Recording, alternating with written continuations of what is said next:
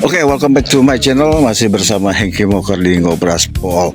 Kali ini gue bersama Neila Barua, Dance Instructor. Wih, sehat bang? Sehat. Mantap. Pagi tadi kita udah jalan. Kemana tadi ya? Kolam renang ya bang? Kolam renang. Yes. Jadi pagi ini bintang tamu gue adalah Bang Nil. Dia adalah guru instruktur, pelatih, coach. Apa aja sih bang? Koreografer ya bang? Dari tahun berapa bang? Aku mulai dancing profesional itu di tahun 2000. 2000? Tahun 2000 itu ditawarin sama Salsa Club Jakarta. Salsa Club Jakarta. Iya, mereka cari dancer dari seluruh Indonesia. Ya. Mereka seleksi itu kita ada 60 orang. Tapi emang agak lucu juga sih ya, karena dia punya seleksinya tuh kayak orang pegawai negeri, karena tesnya bahasa Inggris, IQ-nya semua, kita bingung. Ini kok mau jadi dancer buat apa? Jadi hanya kita dari 60 orang itu yang tembus hanya 2 orang. 2 orang. Kebetulan aku sama Dari DKI, abang seluruh Indonesia. 60 orang yang tembusnya aku sama Lea. Lea itu penarinya Dewi Sandra sama Agnes Monika. Wih, Lea. berarti IQ lumayan. Nah, mungkin mereka perhitungannya kalau orang dancing kadang-kadang masyarakat pikir hanya hal biasa ya, tapi saya nanti menyangkut banyak hal. Yang pasti tentang hitungan angka, misalnya timing, hitungan, space-nya, jaraknya, kan banyak hal diperhitungkan. Jadi itu enggak semata-mata hanya buat dancing, enggak, banyak hal. Ya mesti pikir musiknya, pikir gerakannya cowok sendiri, pikir gerakan cewek sendiri, pikir lightingnya, bandnya, penontonnya, macam-macam. Apalagi kalau pada saat kita di panggung, wah itu complicated. Banyak hal yang harus diperhitungkan seperti itu. Oke. Gitu kalau bicara dance profesional itu banyak hal yang harus diperhitungkan.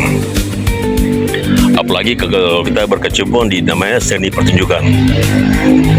Posisi saya kan seperti itu kan, saat itu ada artistic director. Jadi kita harus punya konsep yang umum, gimana materi apa yang ditampilkan di panggung untuk event apa, ya, kostumnya, musiknya, koreografernya, lightingnya, dekornya, atmosfer yang harus dibangun, banyak hal yang buat itu.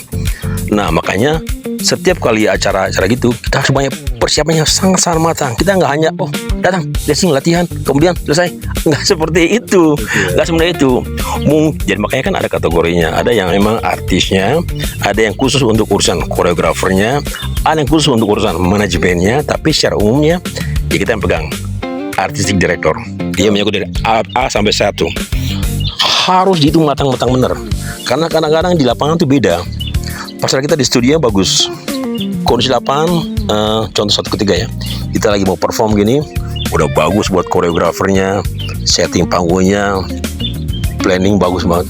Pasal kita latihan aman.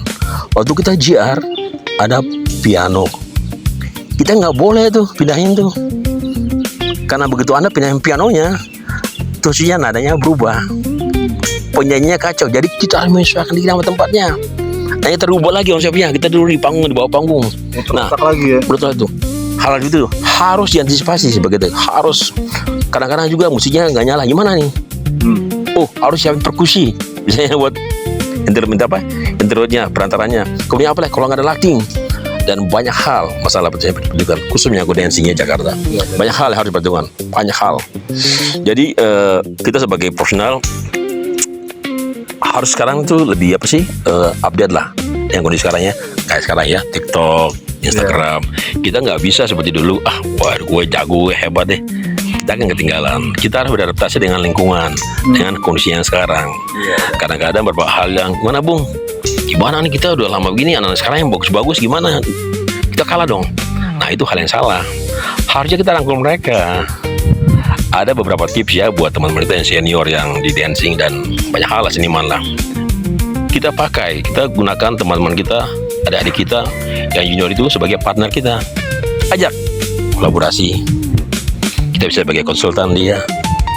Kita harus ikut acaranya dia. Itu hal yang bagus. Kita nggak bisa begitu.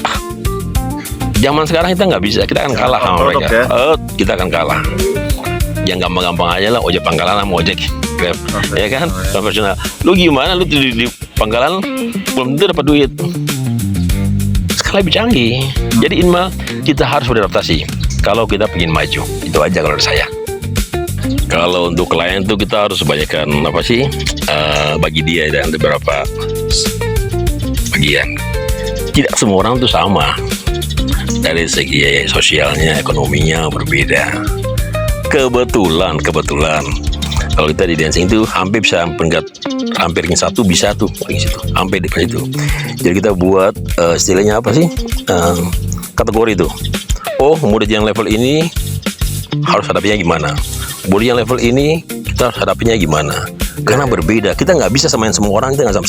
Contoh gini. Umur bang gimana? Nah, ini kalau untuk dancing dari jenis kelamin itu, mohon maaf, wanita itu lebih cepat.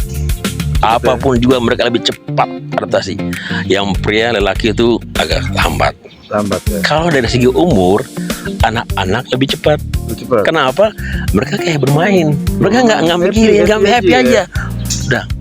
Nah, kemudian mungkin kalau budayanya, kalau di Jakarta tuh orang terbagi dua wilayah. Jadi kalau dalam manga seniman tuh di istilahnya orang bilang orang kota itu kelompok barat, utara, sama orang selatan. Beda tuh. Karakternya beda. Kita entertainment mereka juga beda. Orang di kota, mohon maaf, tanda kutip, mereka tuh selalu perhitungan. Semua dihitung, timingnya dihitung, duitnya dihitung. Luar biasa. Kalau orang selatan enggak. Lu bikin gue happy satu lagu aja, dia nggak peduli. Dia udah happy. Berapapun dia bayar. Itu gila, orang selatan gila. Benar, pengalaman aku orang selatan gila. Mereka nggak peduli. Ini satu ketiga nih, ada artis, aku nggak bilang namanya, nggak ya. Jadi dia pingin dancing. Nel, saya pingin dansa sama kamu dong. Oh boleh. Kita ke kafe. Itu lumayan kafenya. Kita lagi standby. Mungkin udah 1 jam, 2 jam. Saya pikir kapan dansanya sih. Jadi dulu aja.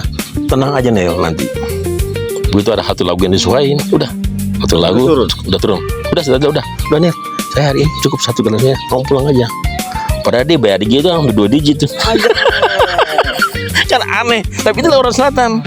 Udah belum kasih makan, aduh macam. Jadi kita mesti lihat siapa nih, bener-bener ya. Siapa nih klien kita, kategori mana dia, gimana treatnya dia, ya kan? Kita mesti hadapi dia gimana nih.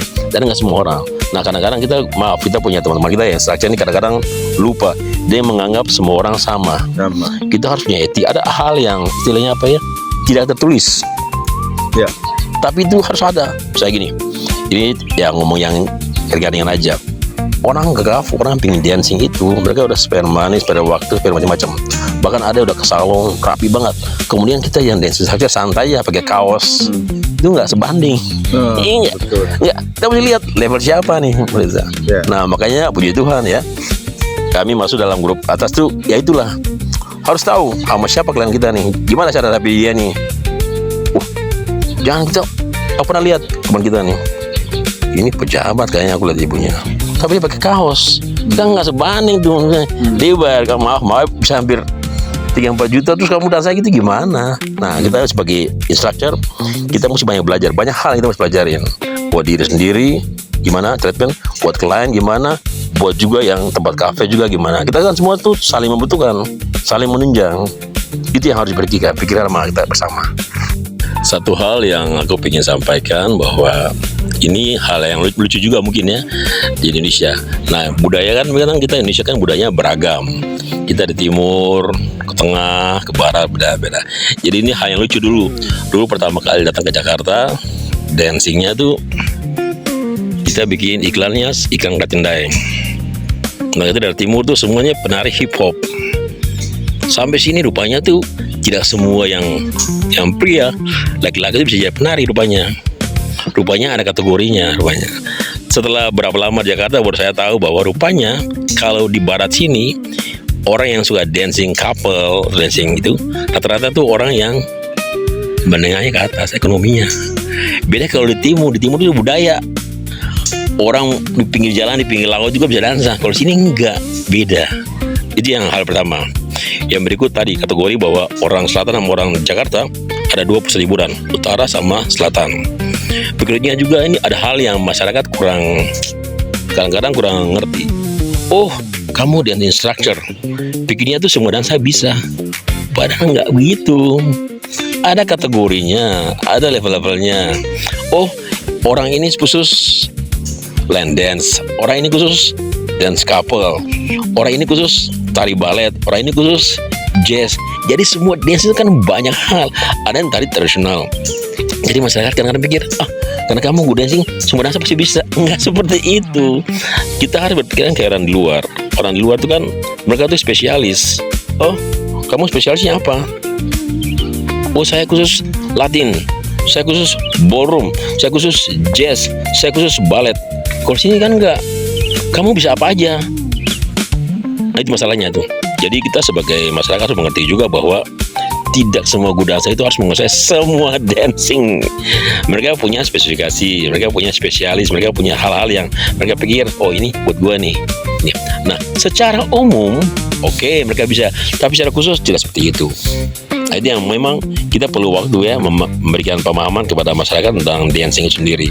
Bagaimana kita lihat line, kan sekarang lagi boom itu line dance di mana-mana. Belum tentu tuh orang line dancingnya bisa couple, yang couple pun sebaliknya. Nah, itu masyarakat mesti tahu ya. Itu aja kalau saya.